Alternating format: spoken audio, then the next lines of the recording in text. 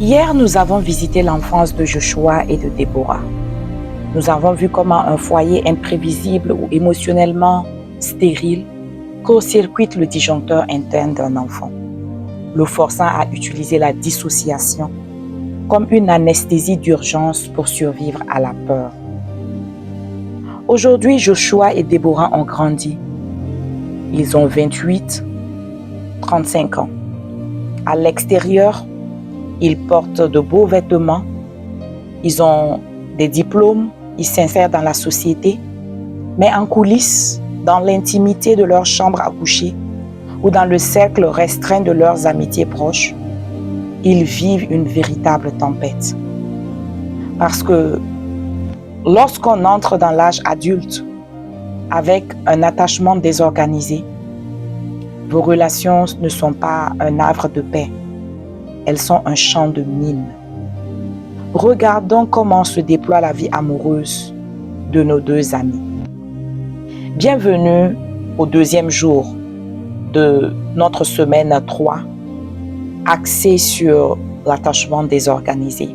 Je suis Carole Sanogo, coach certifié en santé mentale tenant compte des traumatismes chez Rollis Coaching.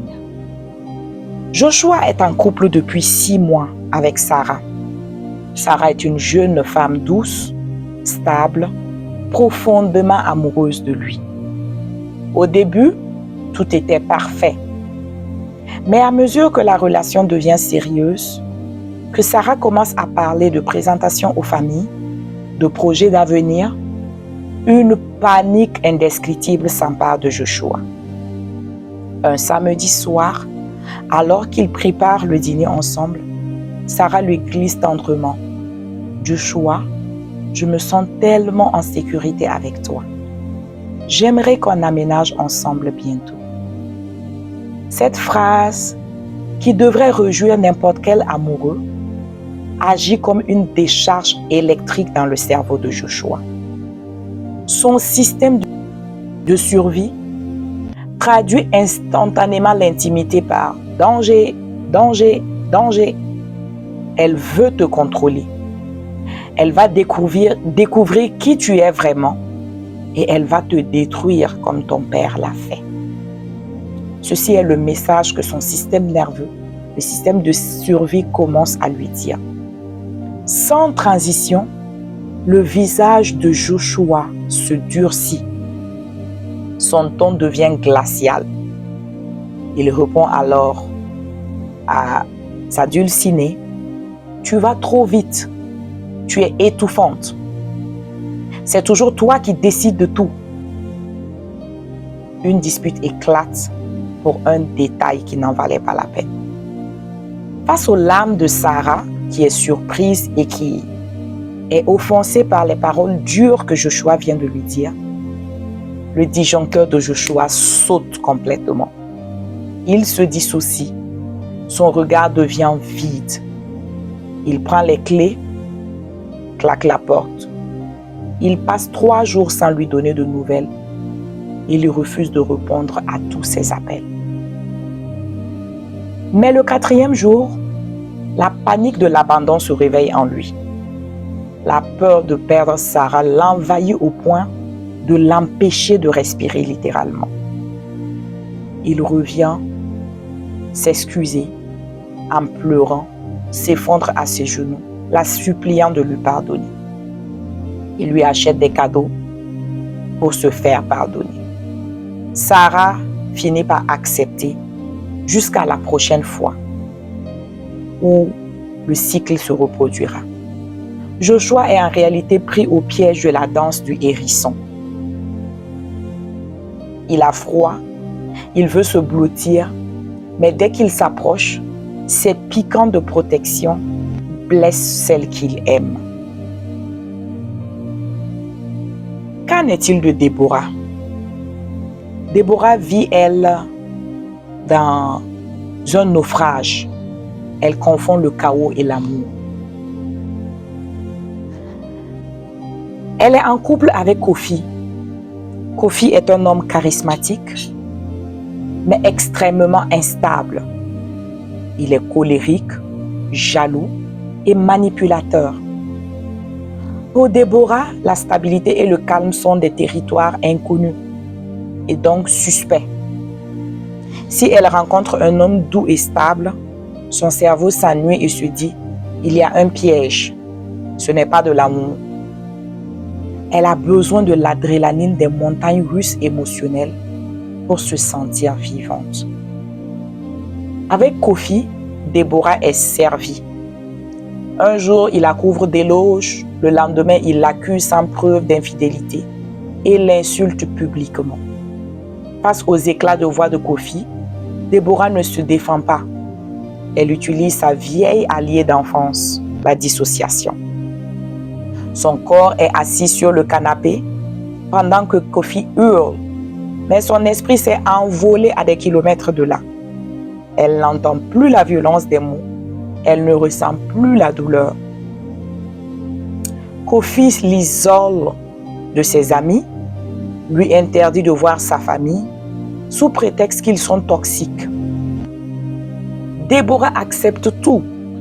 Elle excuse son partenaire en disant « Oh, il a un tempérament fort, mais c'est parce qu'il m'aime passionnément. » Elle confond l'intensité de la terreur et du traumatisme par la profondeur de l'engagement. Elle est prisonnière de ce que la psychologie appelle un lien traumatique. C'est le trauma bond en anglais. Est-ce que vous voyez la tragédie de ces deux vies? Joshua détruit l'amour sain parce qu'il le terrifie. Déborah tolère l'amour toxique parce qu'il lui est familier. Si vous vous reconnaissez ou si vous reconnaissez un proche dans ces récits, comprenez bien ceci. Ce n'est pas un problème de mauvais caractère, de sale caractère, de malchance ou uniquement de sorcellerie ou d'envoûtement. C'est de la neurobiologie relationnelle. Décortiquons scientifiquement ce qui se passe dans le système nerveux d'un adulte souffrant d'attachement désorganisé pour que vous puissiez facilement expliquer autour de vous et même comprendre vous-même ce qui se passe. Il y a le paradoxe d'approche et d'évitement. Dans un style d'attachement sain ou secure, la proximité émotionnelle apporte de l'apaisement. Chez l'adulte désorganisé, la proximité émotionnelle déclenche au contraire une alerte de menace vitale. C'est le paradoxe d'approche-évitement. D'un côté, la personne a un besoin viscéral de connexion, car l'être humain est programmé pour le lien. De l'autre côté, son cerveau primitif associe l'intimité à la trahison, au danger ou à de l'abus. Dès que la relation devient intime, ce qui est l'approche, le système nerveux sympathique s'emballe. Il shift en mode combat ou fuite, fight or flight. La personne sabote tout ou alors elle s'enfuit. Mais dès que la distance s'installe, qui est l'évitement, le système d'alarme de l'abandon s'active, créant une détresse immense qui la pousse à revenir en rampant. C'est un mouvement perpétuel d'attraction et de repulsion qui détruit l'autre et s'auto-détruit.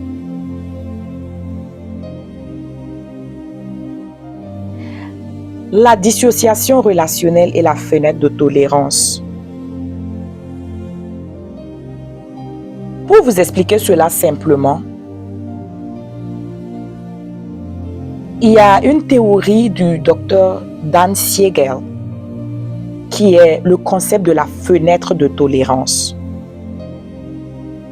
Chaque individu possède une zone de sécurité interne, une fenêtre dans laquelle il peut gérer ses émotions.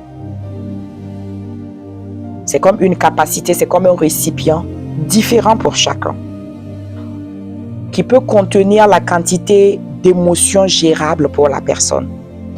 Les émotions comme la tristesse, la joie, la colère, la surprise, toutes ces émotions.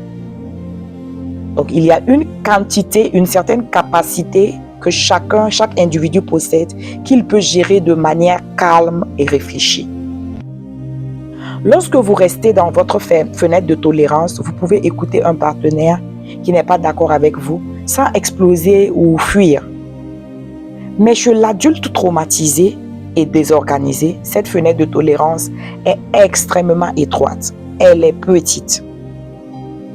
À la moindre étincelle, un ton légèrement plus haut, un regard fuyant, un retard de 5 minutes, le système nerveux sort instantanément de cette zone de tolérance. Et généralement, il n'y a pas de transition douce. La personne passe de l'état calme à l'un des deux extrêmes. Il y a deux extrêmes. Il y a l'hyperexcitation ou l'hypoexcitation. Parlons premièrement de l'hyperexcitation. C'est Joshua qui explose. Il crie, il accuse, il casse des objets. Il est submergé par une rage défensive automatique. L'hypoexcitation, c'est le cas de Déborah qui s'éteint. Le système nerveux passe face à une menace perçue comme impossible à combattre et impossible de fuir. Choisit la mort feinte ou la mort prétendue. C'est l'anesthésie. La personne ne ressent plus rien. Elle devient comme un robot froid. Elle dit, de toute façon, je m'en fous. Et elle oublie les pans. Elle peut même oublier des pans entiers de la discussion. C'est-à-dire qu'une conversation houleuse commence dès que la personne shift dans l'hypoexcitation. Tout ce qui est dit, elle ne s'en rappelle pas. C'est ainsi qu'elle pourra dire qu'elle a oublié. Littéralement, elle ne se rappelle pas parce qu'au moment où c'était dit, elle s'était absentée. Elle n'était plus là pendant cette conversation à cause de la dissociation. La dissociation relationnelle, c'est lorsque vous coupez le fil de la connexion émotionnelle en plein milieu d'une interaction intime. Vous pouvez physiquement être présent, mais votre partenaire, la personne à qui vous vous adressez, est en train de parler à un mur de glace, littéralement. Pour le conjoint, cela est terrifiant, car il ressent un rejet absolu. Et ça aggrave le conflit qui a lieu. Il y a un impact systémique. C'est-à-dire que l'impact de la dissociation n'est pas seulement sur la relation, n'est pas seulement dans l'interaction de deux personnes, mais il a un impact beaucoup plus grand. Cette instabilité relationnelle ne s'arrête pas aux portes du couple. Elle contamine tous les aspects de la vie. Voyons l'impact amical et l'impact sur la famille élargie. L'adulte désorganisé a d'immenses difficultés à maintenir des amitiés à long terme. Joshua interprète la moindre distance d'un ami, un message resté sans réponse pendant 24 heures, par exemple, comme une trahison ou un désintérêt. Il va couper les ponts brusquement, bloquer la personne sur les réseaux sociaux, pour ensuite le regretter amèrement. Ces amitiés sont donc très intenses, mais éphémères en même temps. Déborah, quant à elle, s'entoure d'amies dominantes et profiteuses.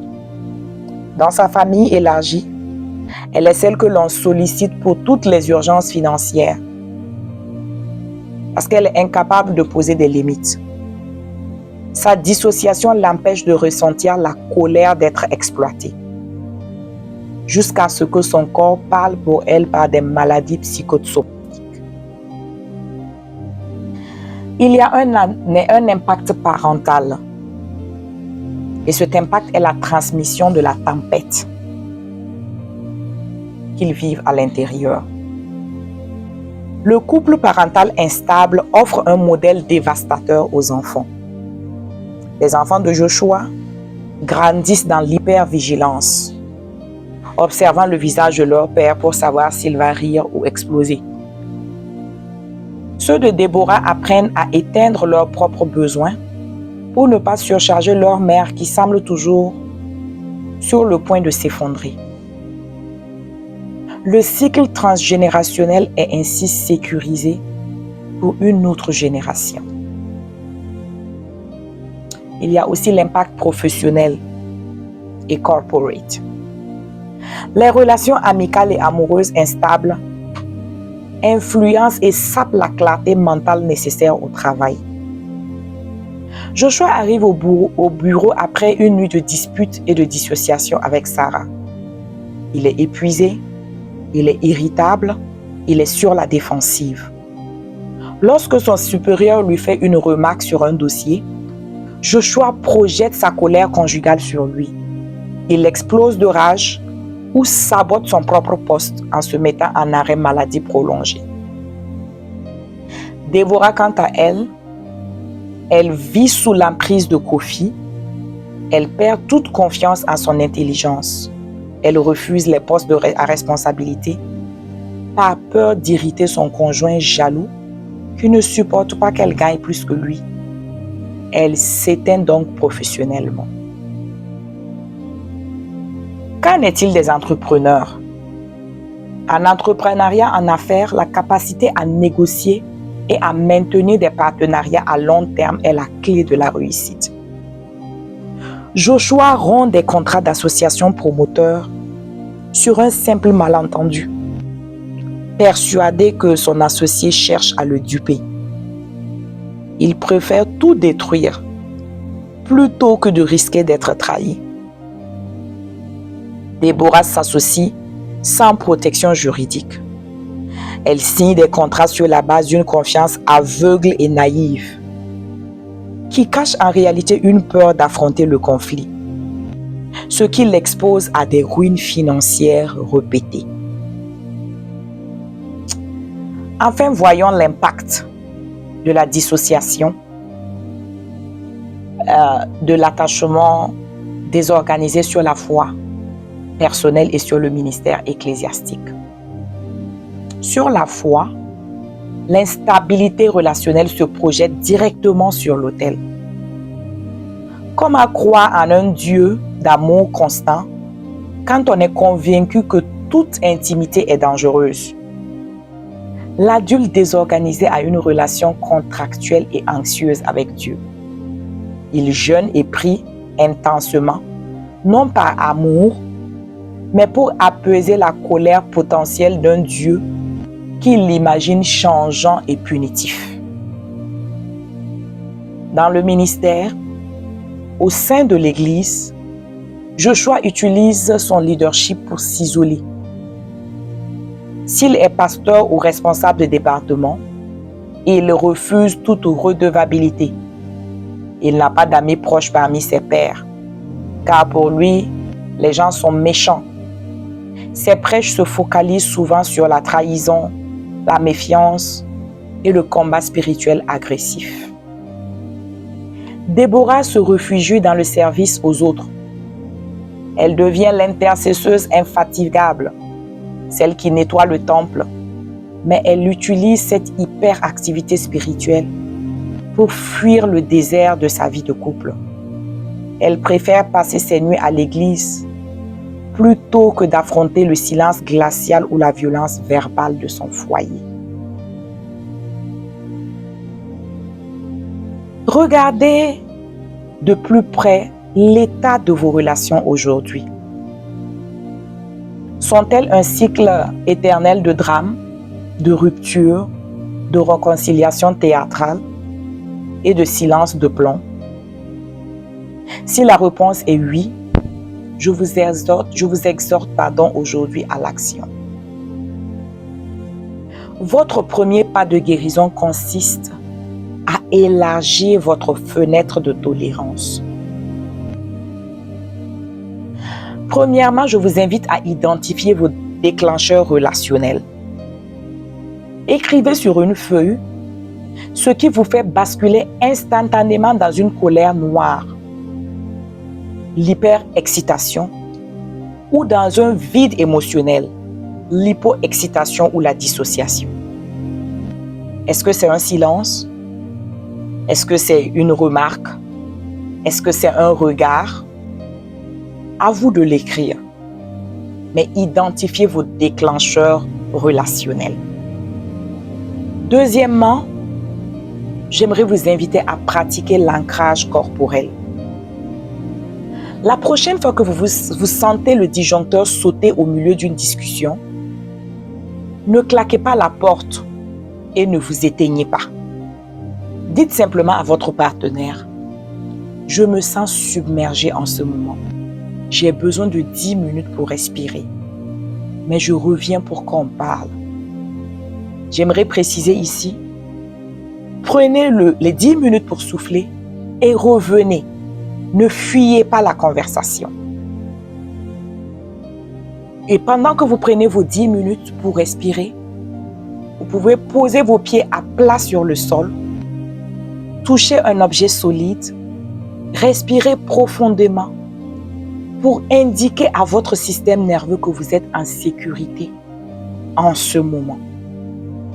Cela permettra d'éteindre l'alarme de danger qui s'est déclenchée dans votre subconscient. Pour guérir nos relations, nous devons passer nos cœurs au scanner de l'Esprit de Dieu à travers sa parole. Alors j'aimerais qu'ensemble nous lisons Éphésiens le chapitre 4, les versets 31 et 32. La version amplifiée nous dit que toute amertume, ressentiment accumulé, toute fureur, emportement, toute colère, hostilité latente, tout éclat de voix, cri de dispute, toute calomnie, insulte, médisance et toute forme de méchanceté, malveillance sous toutes ses formes, soit bannie du milieu de vous. Au contraire, soyez bienveillants et compatissants, sensibles aux sentiments des autres, pleins de compassion, vous pardonnant mutuellement, facilement et librement, tout comme Dieu en Christ vous a pardonné. Amen. Regardez la précision clinique presque avec laquelle Paul, inspiré par le Saint-Esprit, a décrit exactement les symptômes de l'attachement désorganisé en situation de crise relationnelle. Il a d'abord parlé de l'amertume. C'est le ressentiment accumulé depuis l'enfance. Il a ensuite parlé de la fureur et la colère. C'est l'activation sympathique brutale. C'est le déclencheur. Il a parlé des éclats de voix et des insultes. C'est la dérégulation verbale.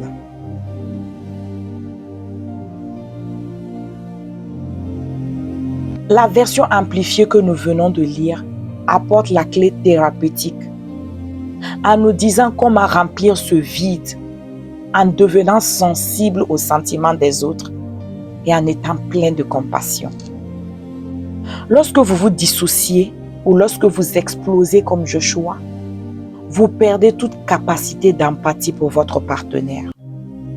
Votre cerveau de survie ne voit qu'un ennemi à abattre ou à fuir. Mais Dieu veut restaurer votre capacité à ressentir sans avoir peur. Il veut élargir votre cœur pour que vous puissiez accueillir l'autre sans que votre système nerveux ne confonde l'amour avec la mort. Le pardon dont parle ce texte n'est pas une simple formule magique. C'est un processus profond de libération des traumatismes du passé pour pouvoir enfin aimer librement au présent. Nous allons maintenant prier. Et je vous invite à répéter la première partie de cette prière après moi. Seigneur Jésus, je reconnais aujourd'hui l'état de mes relations. Je confesse que j'ai souvent blessé ceux qui m'aimaient par peur d'être blessé. Je confesse que j'ai accepté l'inacceptable et toléré le chaos par peur de l'abandon. Aujourd'hui, je renonce à la danse du sabotage relationnel. Je renonce à la colère défensive,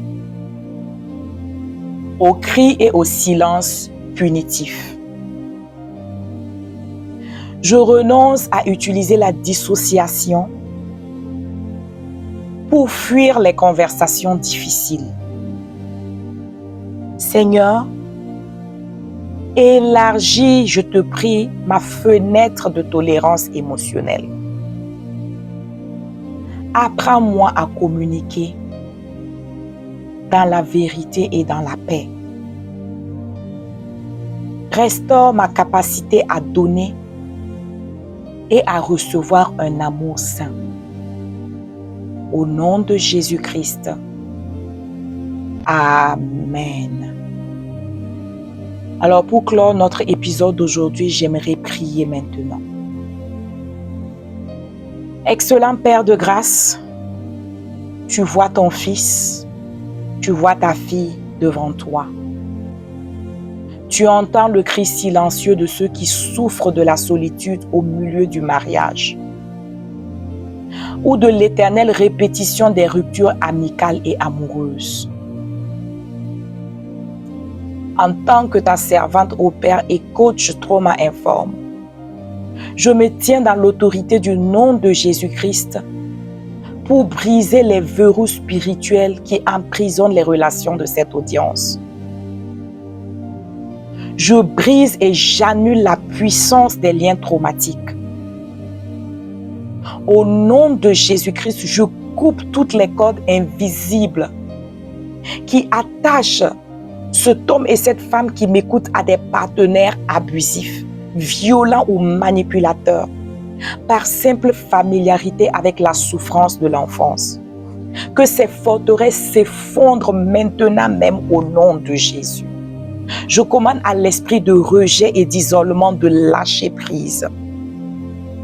J'ordonne à cette peur panique de l'intimité qui pousse Joshua à détruire tout ce qui est saint, de libérer les cœurs maintenant.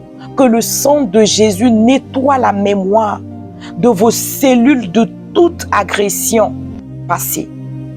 Je décrète la guérison divine de votre système nerveux. Esprit de Dieu, souffle ta paix sur les amygdales cérébrales de mes frères et de mes sœurs qui m'écoutent.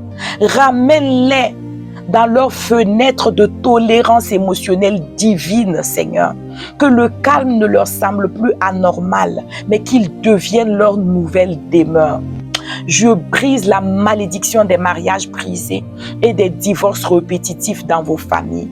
Que les cycles de violence verbale, d'absence émotionnelle et des abus physiques s'arrêtent à votre génération par le pouvoir du sang de Jésus versé à la croix. Je libère une onction de restauration relationnelle. Que les amitiés saines, des partenariats d'affaires solides et des mariages bénis et paisibles renaissent des cendres du passé au nom de Jésus. Merci Père parce que tu es le Dieu qui recueille les brisés. Tu es le Dieu qui rétablit les cœurs pour qu'ils aiment à nouveau en toute sécurité. C'est dans le glorieux nom de Jésus-Christ que nous avons prié. Amen, amen et amen. Merci à vous d'avoir suivi le jour 2 de cette semaine 3, axé sur l'attachement désorganisé. S'il vous plaît, ne gardez pas ces clés que pour vous. Partagez cette vidéo avec des couples en crise, des personnes fatiguées de souffrir en amour. Et on se retrouve demain pour le jour 3.